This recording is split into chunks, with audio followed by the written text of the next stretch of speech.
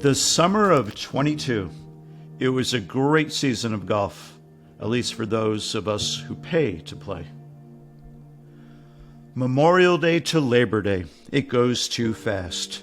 Some of you I know have minds that run to numbers.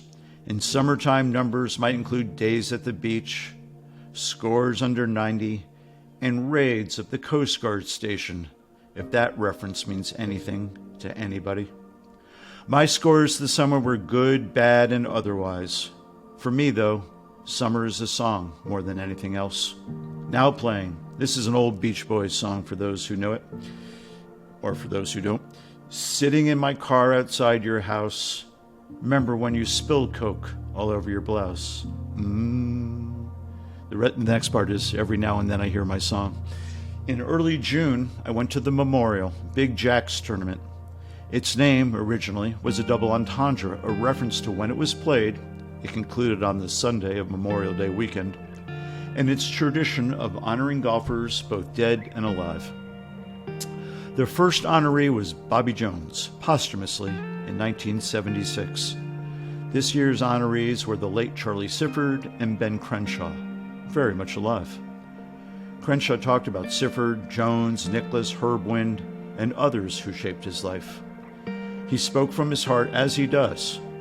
I didn't know how it played on TV, on Golf Channel, but sitting right there as I was thrilling in a mellow sort of way. Herb once had a beautiful sentence about Crenshaw playing the USGA Boys Junior Championship in the summer of '68, and his pleasure in slipping on a sweater in the cool of early morning at the Country Club in Brookline, Mass. A couple of weeks after the Memorial, in mid-June, when the U.S. Open was at the Country Club, Ben and his wife, Julie, made the trip to Brookline. They toured Eddie Lowry's boyhood home. I drove to Dublin, Ohio for the Memorial from my home in Philadelphia. A few weeks later, I drove to Boston. Now, with Labor Day too close, I'm driving up and down the California coast. What is it about summer and road trips? Anyway, it's an easy drive, Philadelphia to Columbus. And when flying solo, as every motorist knows, you play your music as loud as you like. My clubs are in the hatch, as per usual, with some extra ones along for the ride. They were hickory-shafted clubs with baked-out grips and funny names engraved on them. The trip I recount here had two parts to it: a day at the Memorial, followed by a visit to the 25th National Hickory Championship, which was played this year, as it has been before, on the 9-hole Foxburg Country Club course in Foxburg, a tiny village in western Pennsylvania on the Allegheny River. The course dates back to 1887. At the Memorial, I sat at lunch with Tony Jacklin, Hale Irwin, Andy Narth, Paul Azinger, and others. Jordan Spieth was one table over. Nicklaus was hovering. Barbara Nicklaus was in the house. So were Julie and Ben.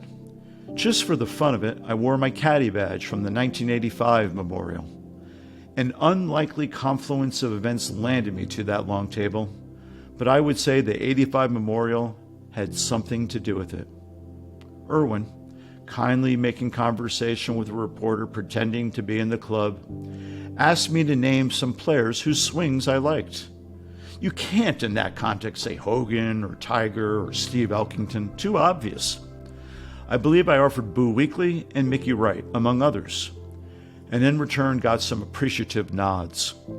A pair of professional golfers who predate this rancorous summer for golf, or at least professional golf. I fell for the game in the last days of Persimmon and the early days of disco. I was drawn to the swings, the plaid pants, the way the players walked and talked, their gruff grace with the sour taste of defeat still in their mouths. Also, Judy Rankin's headband and sunglasses and tight draws. As I was coming up in this niche sport of ours, golf was a summertime race against sunset game, and the Sunday afternoon pros were gods. Weisskopf, Trevino, Watson, Jerry Payton, John Mahaffey, and Hubert Green. You knew what they made because their winnings were listed in the paper every Monday, but that's not what drew me to them. Now it's money, money, money. Boring. At the memorial, Bryson DeChambeau took a stand for his God, his tour, and his own self. No, it didn't sound convincing. He won the memorial in 2018, the year he made his first Ryder Cup as a captain's pick. Who knows? He may never play in another memorial. The U.S. federal courts will have a say in that. Talking heads on Golf Channel were already opining about impending legal fights. So boring. I was eager to get out.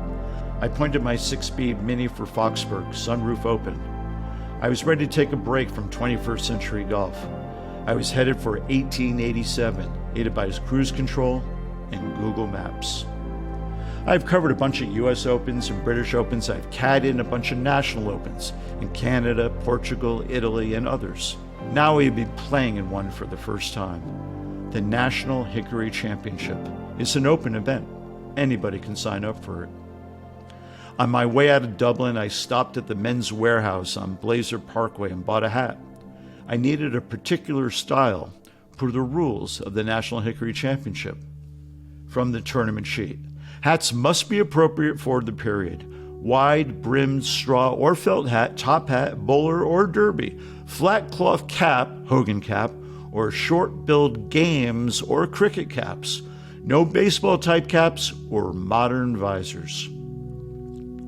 The one I purchased brought to mind Sam Snead and Chichi Rodriguez and their chapeaus. A few of you might recall a hatted Chichi on the cover of the first Devo album from the summer of '78. Devo came out of Kent State, a Buckeye band. On my way to Foxburg, I stopped in Wheeling, West Virginia, and ate dinner at an Italian restaurant called Figaretti's. Another diner said to me, quote, "You either work in golf or play a lot of golf." Both, actually. My farmer's tan gave me away. Every road trip has a destination, of course. But it's in the recounting when you realize what actually happens in the stops along the way. Who knew that Wheeling had such a good Italian restaurant? Or such a wonderful mountaintop driving range? I went to it after dinner. I was cramming. The 2022 National Hickory Championship was a 2-day, 36-hole event with gross and net divisions. In addition to the hat, men must also wear a tie, the rules require you to play with 19th century clubs and a modern-made gutta-percha ball. The clubs I brought did not pass inspection. The tournament chairman, Pete G., could see that immediately. They were from circa 1910, he said. By then, clubs started having identifying names like Niblick and Mid-Mashie. In the 19th century, a club was named for the guy who made it, Murray or Angus or Spalding. Pete G got me some spares from the back of his car. Hickory golf is its own thing, but also familiar. The ball doesn't go anywhere. My best drives traveled maybe 150 yards, and it's bouncy. You run your shots into the green. Pitch shots are challenging, to say the least. It seemed that when I opened the face, I shanked the shot. When I played the face square, I ran the shots over the green.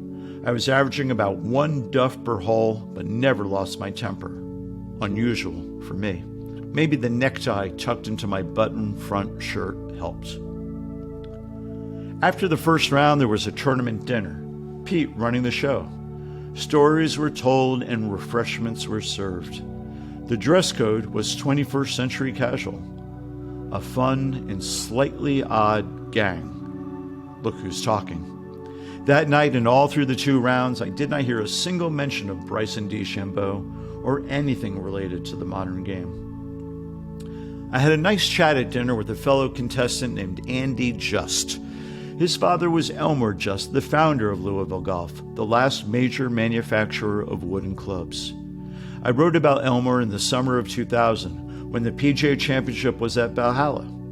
I bought a persimmon driver from Elmer and he stamped my initials on it. I was so eager to hit it, I sneaked onto the Valhalla driving range one night to give it a try, in the vicinity of Vijay Singh and Jesper Parnevik. Nobody chased me away. Tour security got a lot tighter after September 11th, 2001. Some of the people I met in Foxburg play all their golf with hickory clubs. They may bring to mind Civil War reenactors, but I think there's more to it than that. The Hickory golfers are drawn not just to the past, but to the beauty of simplicity. They are Thoreau in golf shoes. You don't use wooden tees, as they did not exist yet. You make your own tee with a pinch of damp sand. Before pinching the sand, you would dip your fingers in little pools of water beside the tee boxes. Some of them had tiny fish and tadpoles in them. Hickory golf feels alive. The shaft is wood. The ball is certified organic. It's hardened sap. The grips are leather. The club in your hands is not a Spalding. It's a club made by a man named Spalding. Weisskopf and his traveling brethren played with woods made of wood. A piece of wood connected to a steel shaft with a grip that was sometimes leather. The ball was balata, a tree product, a natural rubber. In other words, the game they played was, at least in ways, closer to the Hickory game than the modern PGA Tour, DP World Tour, Live Golf game. When Al Geiberger shot 59 in the summer of '77, it made the front page of the New York Times. Golf was harder with his equipment. When I caddied for Geiberger some years later, he had a red Spalding bag made of kangaroo skin. I'm not bragging about that at all. How awful, killing a kangaroo just to make a golf bag.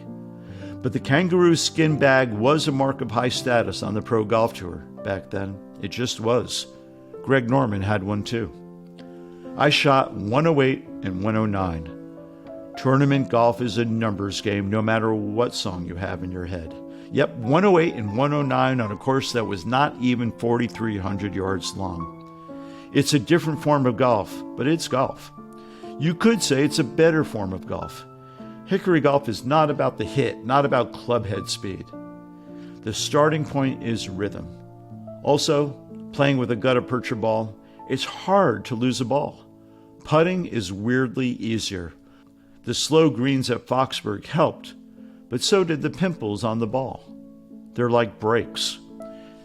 Hickory golf has been part of the game forever. The old course, long before Cam Smith went around it in 268 shots over 4 rounds, was played with hickory clubs, as was Machrihanish in southwestern Scotland, where I logged some rounds this summer, another road trip. Ditto for the 9-hole course near my home, St. Martin's, where I played on various July and August nights.